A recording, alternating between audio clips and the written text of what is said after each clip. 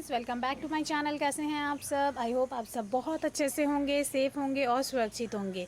तो फ्रेंड्स, आज की वीडियो में मैं आपके साथ शेयर करूंगी कि बारिश के दिनों में ऐसे कौन कौन से काम हैं जो कि हमें कर लेने चाहिए अपने पौधों के साथ, जिससे हमें काफ़ी सारे फ़ायदे होंगे। अगर हम ये सारे काम जो कि आज मैं आपके साथ शेयर करूँगी, ये सारे काम अगर अभी हम कर लेते हैं तो हमें आने वाले समय में अपने पौधे में बहुत ही अच्छी ग्रोथ मिलती है, पौधे काफ़ी हेल्दी हो जाते हैं। और साथ ही साथ कई सारे पौधे ऐसे हैं जिन्हें हम फ्री में पौधे तैयार कर सकते हैं, विंटर के लिए प्रिपरेशन कर सकते हैं। बहुत सारे ऐसे फ़ायदे हैं जो कि हमें मिल सकता है अगर ये सारे काम अभी हम कर लेते हैं तो चलिए देखते हैं कौन कौन से काम है। तो इसमें से सबसे पहला काम जो है वो है रिपोर्टिंग करना। बारिश का मौसम एक बहुत ही अच्छा मौसम होता है जिस टाइम रिपोर्टिंग करने से उसका रिजल्ट हमें 100% मिलता है। नॉर्मली रिपोर्टिंग करने जाएं हम प्लांट की तो प्लांट हमारा मैक्सिमम टाइम ख़राब हो जाता है, ड्राई हो जाता है, शॉक में चला जाता है और मर जाता है।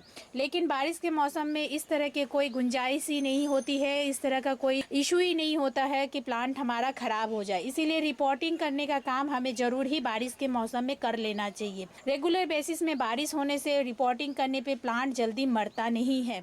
इसके बाद फ्रेंड्स, जो दूसरे नंबर में जो हमें करना है वो है प्लांट की प्रूनिंग। बारिश का मौसम प्लांट के लिए बहुत ही अच्छा मौसम होता है। बहुत तेज़ी से प्लांट ग्रो होने लगता है और अनइवन इधर उधर फैलने लग जाता है। तो प्लांट को अपने कंट्रोल में रखने के लिए, एक दायरे के अंदर लिमिटेड रखने के लिए हमें प्लांट की प्रूनिंग कर लेनी चाहिए। और ये जो बारिश का सीज़न है ये राइट टाइम है, क्योंकि जितनी अच्छी प्रूनिंग हम करेंगे बारिश के मौसम का फ़ायदा उठाते हुए प्लांट उतनी अच्छी तरीके से ग्रोथ करेगा। तीसरा नंबर जो है वो है फ्रेंड्स इसी से रिलेटेड, जो कि है जैसे ही हम प्लांट की प्रूनिंग करें। मैक्सिमम प्लांट ऐसे हैं जिन्हें कि हम कटिंग से ग्रो कर सकते हैं और उन कटिंग को आप ज़रूर ही ग्रो करिए। जब भी प्रूनिंग करें, प्रूनिंग करने के बाद प्लांट की वो उस स्टेम को फेंके ना, उसे ज़रूर ही ग्रो कर लीजिए, जिससे कि फ्री ऑफ कॉस्ट आपके पास ढेर सारे नए पौधे बन के तैयार हो सकते हैं।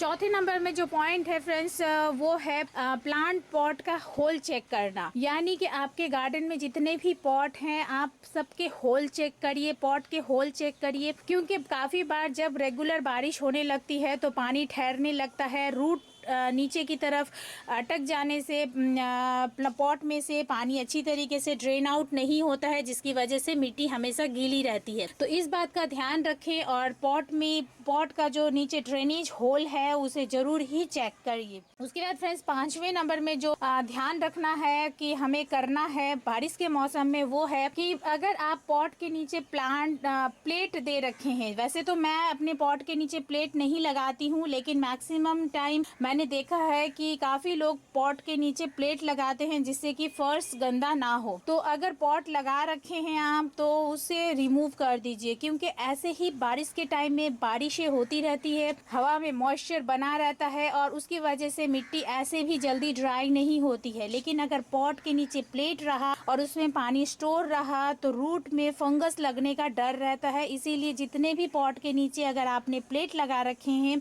तो उन सब प्लेट को हटा दें। उसके बाद फ्रेंड्स, छठे नंबर में जो ध्यान रखना है वो है प्लांट में किसी भी तरह का फंगस ना लगे, इसके लिए हमेशा ही प्लांट को चेक करते रहे। बारिश के मौसम में प्लांट में बहुत जल्दी फंगस लग जाता है, इसीलिए हमेशा ही चेक करते रहें कि कहीं कोई पत्ती गल तो नहीं रही, कहीं किसी जगह पे फंगस का अटैक तो नहीं हो गया। क्योंकि अगर किसी भी स्टेम में, पत्ती में या मिट्टी में कहीं पे भी फंगस एक बार लग जाता है तो बहुत ही तेज़ी से बारिश के मौसम में ये फंगस बढ़ने लगता है।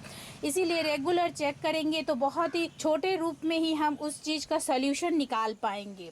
सातवें नंबर में फ्रेंड्स, हमें ध्यान ये रखना है कि जैसे समर का सीज़न था उस टाइम हमने सारे ही प्लांट में लगभग मल्चिंग करके रखी थी, जिससे कि प्लांट में की मिट्टी जो है उसमें मॉइस्चर बना रहे। इस तरह से मिट्टी को कवर करने के लिए हमने जब भी मल्चिंग किया था समर सीज़न में तो उन सभी मल्चिंग को फ्रेंड्स हमें हटा देना है, क्योंकि मल्चिंग किया हुआ रहने से प्लांट की मिट्टी जल्दी सूखेगी नहीं और फंगस का डर बना रहेगा। इसीलिए अगर आपने किसी भी तरह का मल्चिंग कर रखा है अपने प्लांट पॉट में तो उसे तुरंत रिमूव करिए, अदरवाइज आपका प्लांट खराब हो सकता है।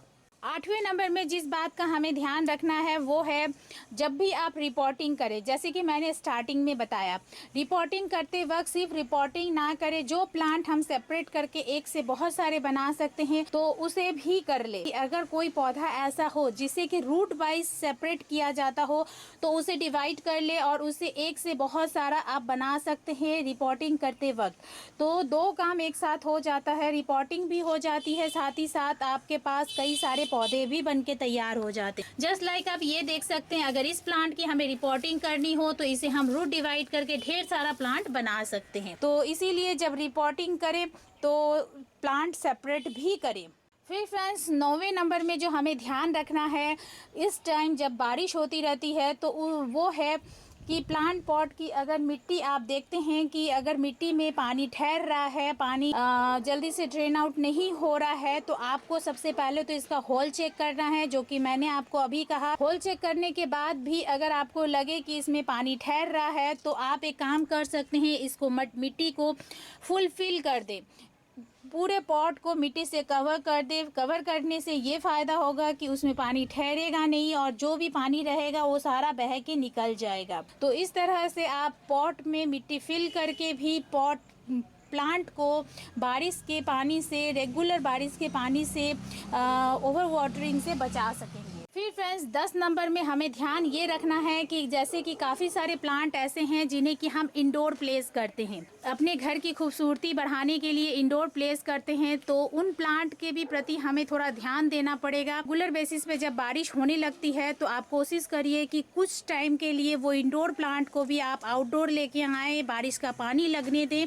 उससे प्लांट की ग्रोथ काफ़ी अच्छी हो जाती है। इस बात का आप ज़रूर ध्यान रखें। तो इंडोर प्लांट को भी बारिश में ला के थोड़ी देर ज़रूर रखें।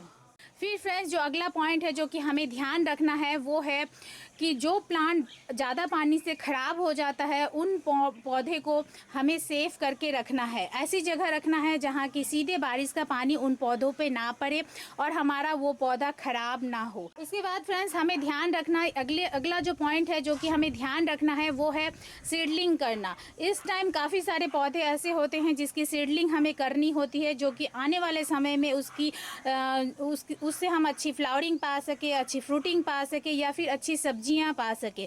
तो जो सब्जी, फूल, फल जो भी हमें इस टाइम सीडलिंग करनी चाहिए, जो कि जिससे कि आगे आने वाले समय में हमें वो चाहिए, तो उसकी सीडलिंग आप ज़रूर करिए। फिर इसके बाद जो पॉइंट है फ्रेंड्स जिसे हमें ध्यान रखना चाहिए वो है विंटर गार्डन की प्रिपरेशन करना।